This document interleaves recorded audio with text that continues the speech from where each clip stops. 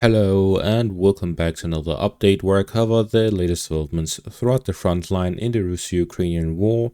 It is your host Weeb Union, and in this one there are several developments across the front line. The Ukrainians have managed to push the Russians out of the town of Malatuk Mashka east of Orhiv, while the Russians have managed to break through the Ukrainian defenses near Toretsk. According to Gerasimov, who reported to Putin yesterday, he said that the Russians have now successfully recaptured the entirety of the Kursk region. There are scattered groups of Ukrainian soldiers within the Kursk region, but the remaining forces will be eliminated shortly, and therefore Putin has now announced the full recapture of the Kursk region. Russians also managed to advance on the southern flank of Chasiv Yar, west of New York, and east of Pokrovsk. The Russians also managed to advance to the south of Ospanivka, where they are launching offensive operations in the direction of Alexandrivka. Starting out in the Kursk and Sumi regions, the Russians are fighting over Gorenel, gaining control over the majority of the town, leaving just a sliver of one street remaining under Ukrainian control. And with this geolocated footage, we also see the Russians raising the flag under the southern parts of Gorenel, where they're raising it in one of the buildings, signaling the capture of the town. However, the northern parts is still contested with some Ukrainian forces, both in the first lines in the area.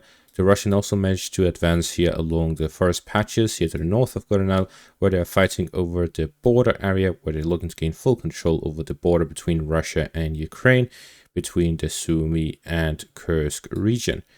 There's also the fighting that will take place in the forest patches and marsh area here to the south of Guevo. The Russians also managed to re-enter Luknia and regain control over the northern outskirts of the town following their withdrawal during the ceasefire. As is seen with the geolocated footage, the Russians managed to gain a foothold within some of these buildings. Now they will look to establish proper supply lines for further offensive operations towards the farm area in the northwestern outskirts, in the eastern outskirts, and through the central parts of the town in the direction of Yunakivka. With the capture of Veleshnia here to the east, the Russians now have the road open for offensive operations through the main highway towards Yunakivka and through Luknia towards Yunakivka from the north. To the east, in the Belaya region, it was reported that the Russians managed to secure Pokrovsk in its entirety, as it has been contested between the Russian and Ukrainian forces. The Ukrainians still hold positions within the forest patches and forest lines, where they are trying to establish positions and capture the towns of Pokrovsk and Demidovka, but are so far failing to do so and are still fighting alongside the border area. In the eastern section of the front line, the Russians have managed to advance in several areas between Chasiv Yar and Toretsk. In the northern flank of Toretsk, the Russians have had 3 separate advances. In the northeastern outskirts along the canal near Drushba, to the west of Drushba, securing the area just outside the town and advancing in the direction of Dashne. The Russians also managed to advance in the direction of Katerinivka and Klebenbik, flanking Sherbinivka, breaking through the Ukrainian defenses in the area to cut off their supply lines. In the direction of the southern flank of Chasiv Yar, the Russians captured several fortified positions of the Ukrainians east of Stopushki, gaining a foothold within the farm area and northern parts of the town. As offensive operations continues in the southern flank of Chasiv Yar, Russians are here looking to cut off the supply route through the main highway northeast of Kasantnivka, connecting to Chasiv Yar. This is to gain control over the southern flank of Chasiv Yar and advance towards Mykolaiivka and gain control over Stopushki, establishing a buffer zone between the Russian forces within the direction of Chasiv Yar and the Ukrainian positions within Konstantinivka. We can see that the city of Konstantinivka is within close proximity to Chasiv Yar, and there are several defensive lines in between the two. However, there is also a wide area between them that can act as a gray zone, as it is filled with open fields and fortified positions. The Russians will look to gain control over the towns of Podilske, Chervona, Mykolaiivka, and Stopushki, as well as Predishine. This will allow them to gain control over the towns outside of the city. It will also allow them to create a buffer zone between the Russian forces within Chasiv Yar and the surrounding towns, and the Ukrainian forces within Konstantinivka and the surrounding towns.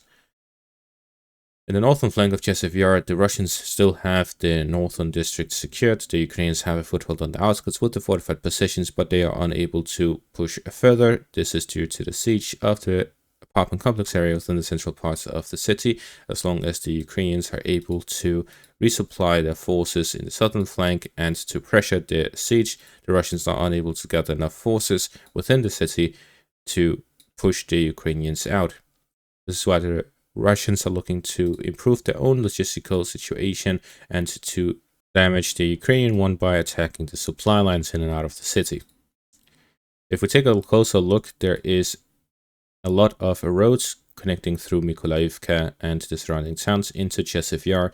The Russians are here looking to cut off the southern flank through Stupushki. This will allow them to focus their fire on this shorter area here near Mykolaiivka, following which, if they attack the flanks from the south and connect it with their forces in the north, they'll be able to cut off all of the supply routes in and out of Chasiv Yar, with a 3-point offensive from the northern flank, the central parts, and the southern flank.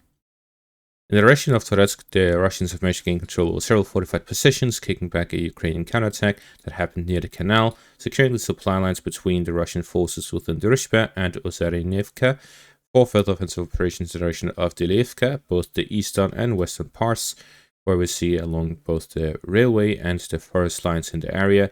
The Russians are here looking to expand their offensive operations in the direction of Ospanivka to secure a buffer zone around the city of Toretsk from the northern flank.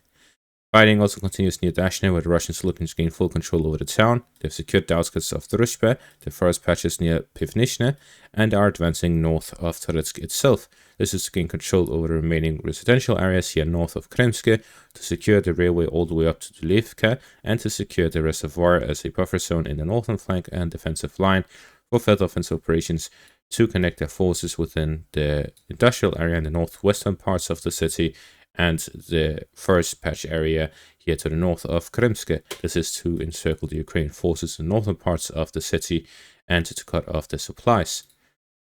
The area here to the northwest, I have left it as a gray zone rather than Russian control, as there's been no further indication that Russian forces are present here. Neither have we seen any footage of Ukrainian forces recapturing it. Therefore, we can assume that the Russians never succeeded in establishing positions there. However, it is not clear whether the Ukrainians have secured these areas yet or not. Instead, we see that the Russians have secured the industrial area and are expanding beyond it to cut off the supplies to Ukrainian forces in the western outskirts of the city. The Russians are allowing the Ukrainians to enter the city and launch their own offensive operations from several directions, as they use this opportunity to attack the supply lines of the Ukrainian forces from several directions, both in the northeastern outskirts near Kremske, in the northern outskirts near the industrial area between Kremske and the industrial area, and in the northwestern outskirts from Leonidivka in the south to the industrial area in the north. The Ukrainian supply lines are located in two separate areas. There's the railway to the north, and then there's the crossing across the river line to the northwest. The Russians are here launching offensive operations to the west of Novospassky to fight over the fortified positions on the high ground. This is also to cut off the northwestern supply route. At the same time, they advance through the industrial area to the flank of the Ukrainian positions, cutting off the supplies to the northern area. This means the Russians can encircle the entire towns of Novospassky and Shcherbinivka and also cut off the Ukrainian positions in the outskirts of Toretsk, all in one fell swoop, through the flanking maneuvers and pincer maneuvers that are taking place to the west of the city. The Russians are here looking to gain full control over the general area around Toretsk through these flanking maneuvers and pincer maneuvers, attacking the supply routes and fortified positions of the Ukrainians, to cut off their supplies, encircle their forces, and gain full control over this buffer area. This will allow the Russians to advance in several directions towards Konstantinivka itself, towards the area between Toretsk and Chasiv Yar, and in the western flank to bypass the fortified positions of the Ukrainians here in between Toretsk and Pokrovsk. The Russians continue to have advances within this pocket area, where they've managed to reach the outskirts of Stara Mykolaiivka. They're also fighting over the fortified positions in between Sucha Belka and Stara Mykolaiivka.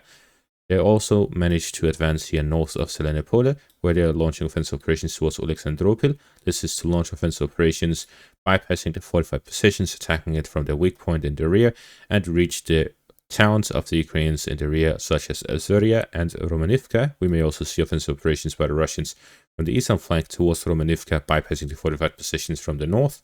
At the same time, they'll also have to fight over Oleksandropol on their way towards Zoria and Romanivka, and also to secure the northern flank of Tarasivka. The Russians also continue offensive operations north of Vodyane-Druhe. This is to cut off the supply route between Tarasivka and the highway here in between Kursk and Pokrovsk. Based on these advances, we see that the Russians continue offensive operations with a main focus around the Toretsk area in between Pokrovsk and Toretsk as well.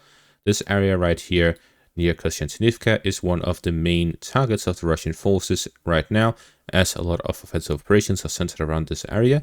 The reason for this is they need to improve their positions for a siege over Kursk and Sumi by capturing Chasiv Yar, securing Toretsk, the area in between the two cities, and the pocket of fortified positions here in between the highway and Toretsk. The objective is to prepare all of these positions ahead of the offensive operations in the summer. The Russians also managed to advance southwest of Pokrovsk, south of Ospanivka. The previous update, we analyzed the supply situation and the 4 stages of offensive operations currently taking place, where one of the points is the ability of the attacking force to establish supply lines. And if we take a look at Ospanivka, we see that there is one road into Ospanivka from the eastern direction, one road into Ospanivka from the western direction. One is under Russian control, the other is under Ukrainian control. There's a third route into the town, and this is contested, as the Ukrainians still hold positions within the forest patch area, and the road here to the south of Ospanivka. With this advance by the Russians to the south of Ospanivka, they are looking to gain full control of it, establishing another road into Ospanivka and supply route to allow the Russians to gain the advantage in terms of supplying the forces within the town and to secure it for further offensive operations towards Novoalexandrivka as well. With control over the road to the south, they will already have 2 roads into Novoalexandrivka. When they start the fighting over that town, that means it will be easier for the Russian forces to gain control over Novoalexandrivka than it was to gain control over Ospanivka.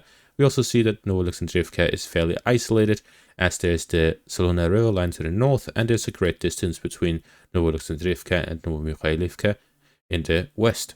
In the southern section of the front line, the Ukrainians managed to kick the Russians out of Malatuk Mashka, where they managed to kick them out of the farm area in the southern outskirts of the town. The Ukrainians have continued the counterattacks towards the Russian positions as soon as they got the foothold within the town.